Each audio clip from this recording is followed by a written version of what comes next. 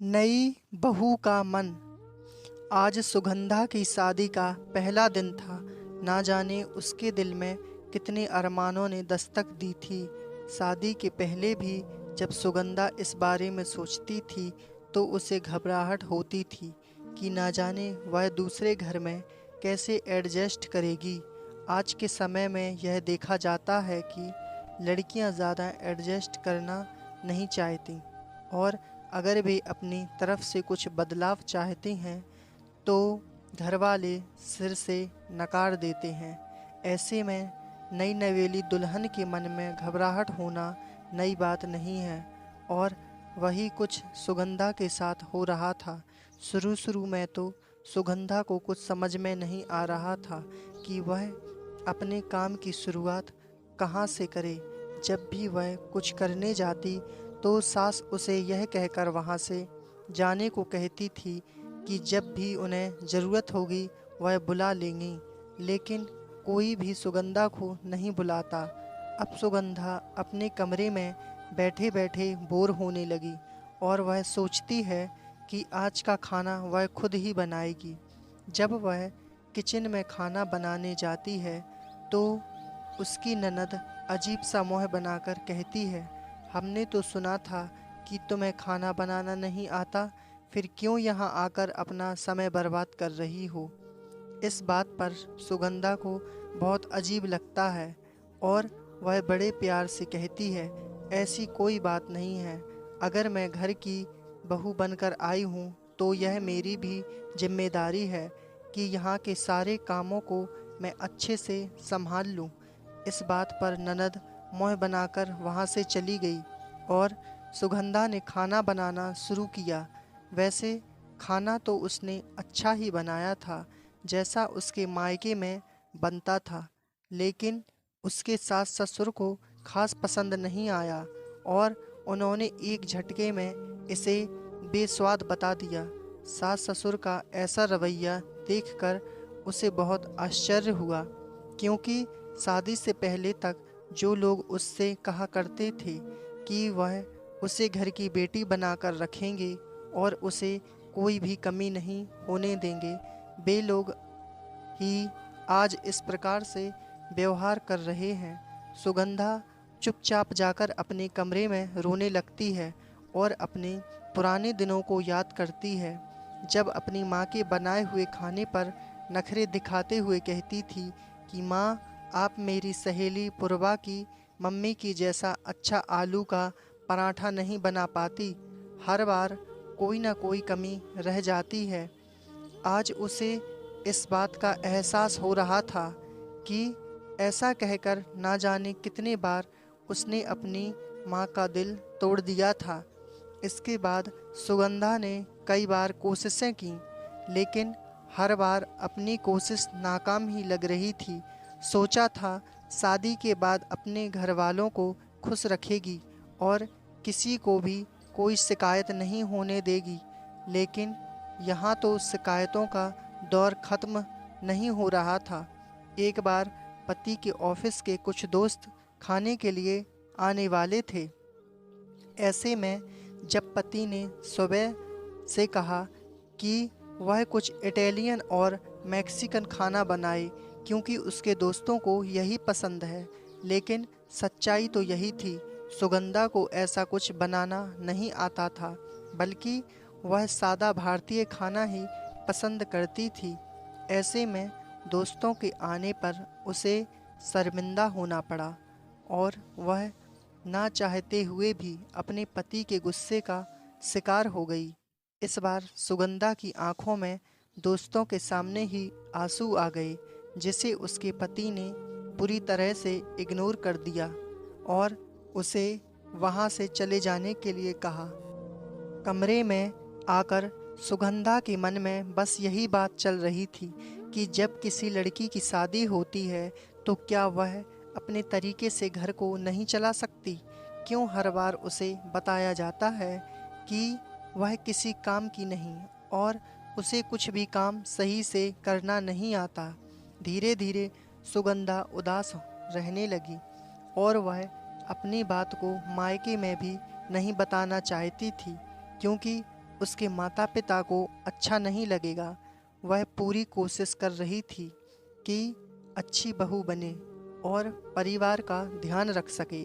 उसे एक दिन पता चलता है कि उसकी सहेली जिसकी शादी दूसरे शहर में हुई थी उसके शहर में आई है और सुगंधा से मिलना भी चाहती है।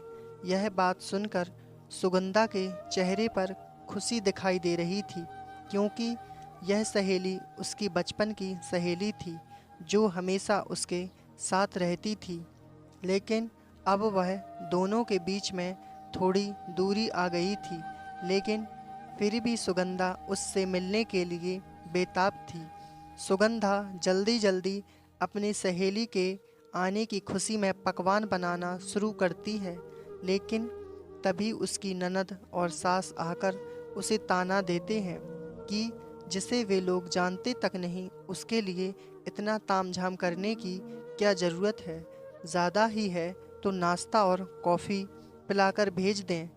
लेकिन सुगंधा की खुशी के आगे उनका यह ताना काम नहीं किया और वह बिना कुछ सोचे समझे तैयारियों में लग गई।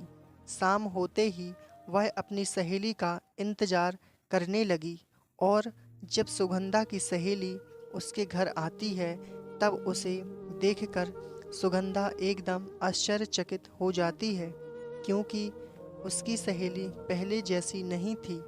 अब वह बिल्कुल बदल गई थी। बचपन में उसकी सहेली ने कभी जीन्स नहीं पहना था और अब देखो टाइट जीन्स और खूबसूरत सी टॉप में वह बहुत प्यारी लग रही थी। साथ ही खुले हुए बाल और उसके चेहरे को सूट करता हुआ गॉगल। यह देखकर सुगंधा बहुत खुश हुई और गले लगते हुए बोली, तू तो बिल्कुल बदल गई है। लेकिन उसकी सहेली को घर के हालात कुछ ठीक नहीं लगे और उसने धीरे से इस बारे में पूछा तो अचानक ही सुगंधा की आंखों में आंसू आ गए, क्योंकि अपनी सहेली से वह कोई भी बात नहीं छुपा पाती। सुगंधा के दिल की हालत समझकर उसकी सहेली ने उसे सांत्वना दी और कहा कि तुम जितना भी अच्छा करो लेकिन घर के सभी सदस्यों को खुश रखना नामुमकिन है, इसलिए बेहतर यही होगा कि तुम सबसे पहले खुद को खुश रखो, क्योंकि जब तक तुम खुश नहीं रहोगी तब तक घर को खुश कैसे रह पाओगी। यह बात सुगंधा की समझ में आ गई और उसने भी अब ठान लिया कि घर का ख्याल तो वह रखेगी, लेकिन अपनी शर्तों पर। एक दिन अचानक सुगंधा ने अपनी सास के सामने जाकर कहा कि मैं 1 महीने के लिए अपने मायके जा रही हूँ और अपना बर्थडे वहीं से सेलिब्रेट करके आऊँगी। इस बात पर उसके पति ने ऐतराज़ जताया। तब सुगंधा ने कहा, मुझे मालूम है मेरे बर्थडे की खुशी यहाँ किसी को नहीं होगी, क्योंकि यह तो एक बहू का बर्थडे है।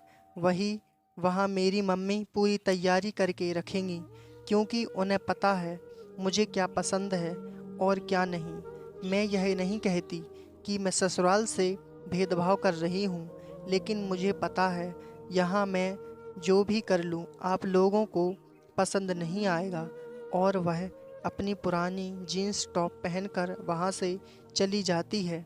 यह देख कर उसके पति को सुगंधा आज पहली बार खूबसूरत नज़र आती है, क्योंकि उसका यह अवतार उसने कभी नहीं देखा था।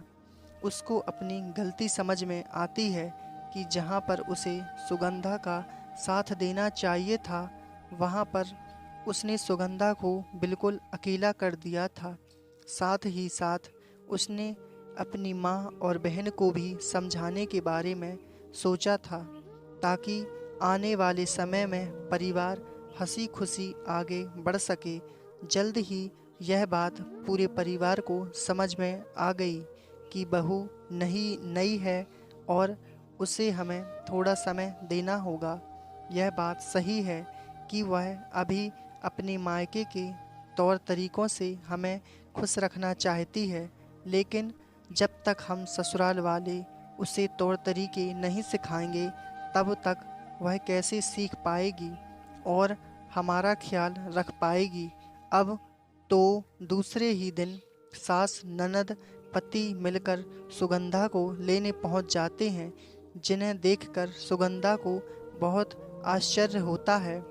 पति बड़े प्यार से सुगंधा का हाथ पकड़ते हुए कहते हैं कि गलती हमारी भी है।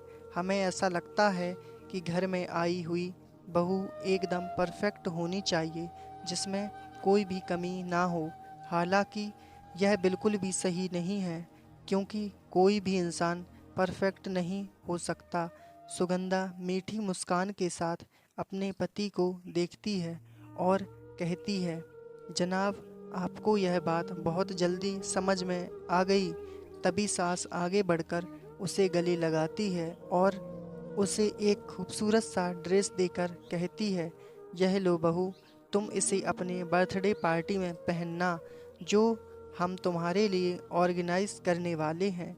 सुगंधा को यह सब देखकर बहुत अच्छा लगा और उसकी आंखों में आंसू आ गए, लेकिन उसके मन में उठे सवालों को वहाँ बोलने से नहीं चूकी और उसने कहा, जिस प्रकार बहू से उम्मीद की जाती है कि वह अपने नए घर को पूरे तौर तरीकों के साथ संभाले, उसी तरह ससुराल वालों की भी यह जिम्मेदारी होती है कि वह थोड़ा समय देकर उसका साथ दें और उसे प्यार दें।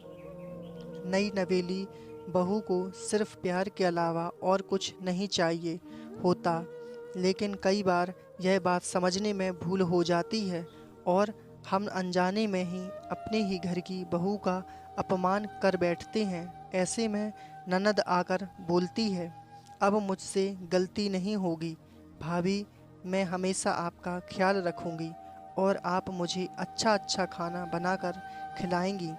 इसके बाद पूरे हॉल में हंसी गूंजने लगती है और अब सुगंधा अपने संतुष्ट मन से ससुराल की ओर रवाना हो जाती है, जिसे देखकर उसके माता पिता को खुशी मिलती है। धन्यवाद दोस्तों।